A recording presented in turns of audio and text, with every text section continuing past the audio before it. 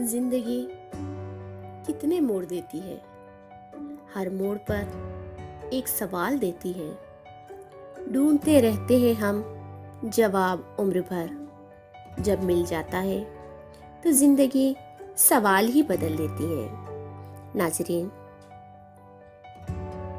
मैंने कब ये सोचा था जिंदगी की सांसों से फासले बड़े होंगे।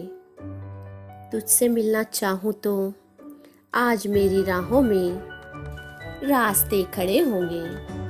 मैंने कब ये सोचा था तेरे साए से बाहर धूप में जलन होगी, रेत में चुभन होगी, दर्द भी खड़े होंगे। मैंने कब ये सोचा था मेरे चाहने वाले दूर बस रहे होंगे और मैं फकत अपने हाथ की लकीरों को बेकरार आंखों से यूं ही तक रहा हूँगा। मेरे चाहने वाले मुझ पे हंस रहे होंगे। मैंने कब ये सोचा था जिंदगी के धोखे में उम्र जब बिता दूंगा, खुद को जब मिटा दूंगा, हिज्र ये सदा देगा।